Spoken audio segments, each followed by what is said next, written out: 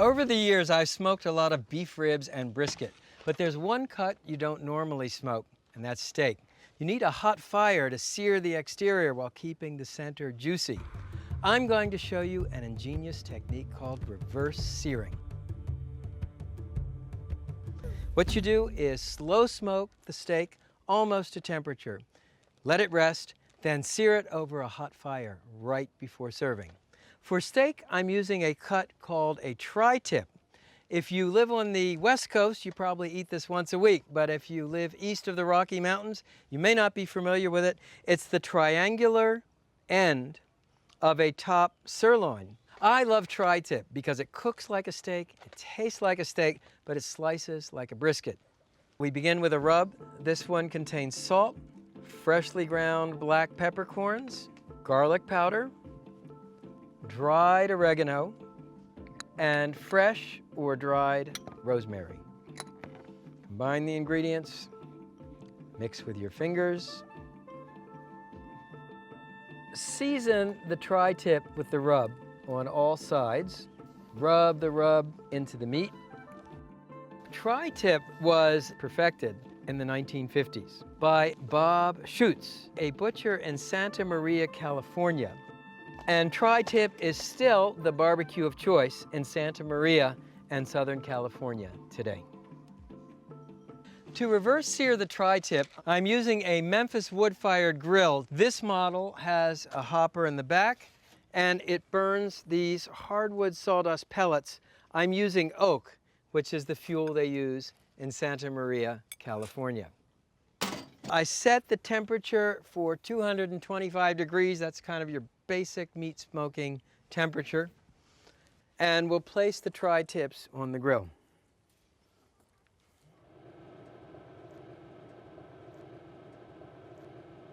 We close the smoker. Smoking time will be about an hour or an hour and a half. Fast forward 1 hour and look at the tri-tips. They look good enough to eat now, although the internal temperature is actually still 110 degrees. So what I'll do is pull the tri-tips off to the side and remove the center grate, and then remove the indirect grilling plate, and you get a very good view of the burn chamber here. Place the direct grilling plate over the fire. Put the grate back. Now this is where the reverse sear part comes in. That is, we're going to place the tri-tips directly over the fire, hot fire, to sear the exterior. Doing just the reverse of the way you would traditionally cook a steak. We'll keep the probe in so we can watch the temperature rise. Our target temperature here is about 120, 125 degrees. Whenever you're cooking meat that is thicker than the palm of your hand, I like to close the grill lid. Speeds up the grilling time. All right, we got a nice sear on the top. So you'll turn the tri-tip over.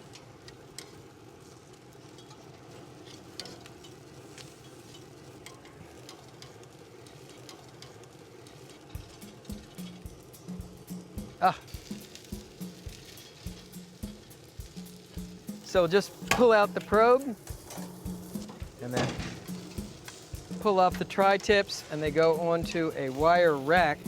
That way they won't steam on the bottom. So hard as it is to be patient, you want to let the meat rest for about 5 or 10 minutes. This relaxes the meat, brings up the juices. Let's carve into it. You want to slice it across the grain. Now, the ends are obviously going to be quite well done. But you see, once you get into the tri-tip, it is a beautiful rosy pink in the center. Look at that. That looks amazing. When you cook a thick steak, sometimes you get what I call the bullseye effect. That is, you have a reddish, almost blue dot in the center. You have a gray ring outside that's more well done. In other words, it will not be an even color. But with reverse searing, you have this beautiful pink all the way through, and then just a nice crust. Tri-tip like this demands a great wine. I'm serving a Malbec from Argentina. Look at that beautiful ruby color.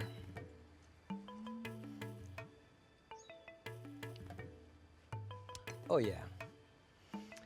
In Santa Maria, the traditional way to serve tri-tip is with grilled garlic bread. I'll just take a slice of beef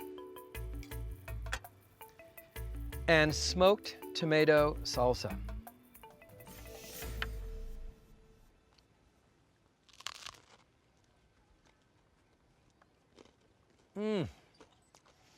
This is delicious.